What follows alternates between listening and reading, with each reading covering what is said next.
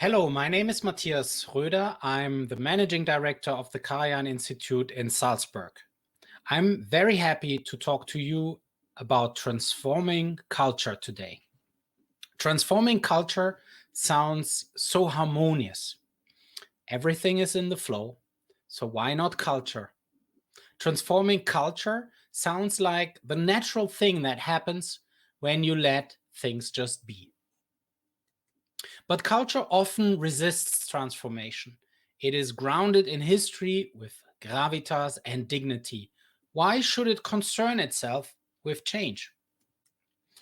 Every time someone is doing something new, there will be someone else who will ask, but why? That why can be cruel. It puts the finger on the person that does something differently. It calls out the person who is trying out something new. If you want to be accepted and sane, don't try transformation. The burden of proof, if this is with those who seek change, not with those who wish to stay the same. Have you ever tried to change a school curriculum or a law? Perhaps this is why being creative is so exhausting. Why doing creative work literally wears you out.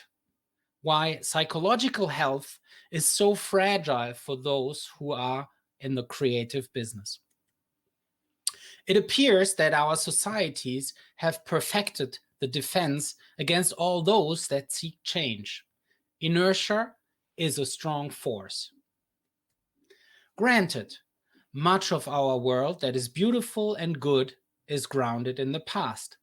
There are amazing works of art from the past, profound traditions, and ancient knowledge and skills that are worth preserving.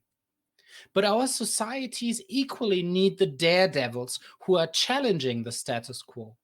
If we only concern ourselves with what we already know, what kind of world would that be? We need those who seek out the borders, who go to the places where it hurts, for it is only there that we are doing work that really matters. The past year has been a terrible experience for many of us. We have lost loved ones, have been put out of work, or had to change our way of life upside down. The future is still unclear for those working in the cultural sector. Will audiences come back? Will people enjoy traveling again? Will there be money to support the arts?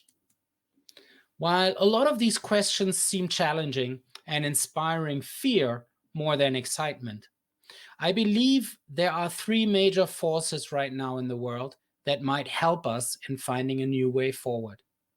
The first one is access to technology. The second one is global decentralization. And the third one is the democratization of creativity. Take, for example, the ready availability of technology to communicate, record, edit, and live stream music, theater, or opera. During the last year, its immense power has been brought to everyone's attention. Cultural institutions that had not been working with these technologies faced a bitter reality because the learning curve was steep. Those who had been active in the space before saw a surge in interest like nothing else. And once we got over the first excitement of producing and watching live streams, we also started to realize that our online audiences wanted something else from a digital experience than from a live event in the theater. New formats were developed and experiments popped up everywhere. From home concerts to dancing robots in VR, this transformation of culture through technology has created entirely new formats and will continue to inspire new audiences and artists alike. Self-producing content has also moved away the focus from traditional producers and distributors to ad hoc networks and informal exchanges of artists and audiences. Often, this resulted in cutting out the man in the middle and therefore increasing the bottom line for the artists. Take, for example, the New York-based jazz pianist Dan Tepfer, who, like many other artists, started their own concert series, often combining their solo performances with guests in other places. Everyone, including the audiences, joining in via Zoom or YouTube and other platforms. The amazing part is setting up a ticketing system takes a few hours, and you can sell tickets to a global audience and the proceeds go to the artists directly. More recently, digital artworks have been sold to the tune of $60+ million. Previously, these digital images were basically worthless, because why would I buy a file that can be copied by anyone and therefore be in their possession as well as in mine? But today, thanks to blockchain technology, an official owner of the artwork can be registered, and that record cannot be falsified, tampered with, or forged. There can still be copies of digital art for sure, but there will be only one official owner registered on the blockchain. So this technology and the decentralization has created a new market for cultural artifacts. In both of these examples, a tendency from central authority towards decentralization is present. Imagine what this development will allow artists to do who are currently struggling with censorship or exploitation.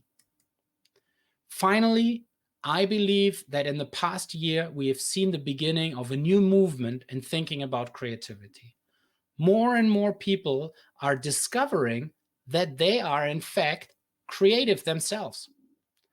Just by having to deal with the crisis, each and every one of us realized the power of their own creativity on a daily basis.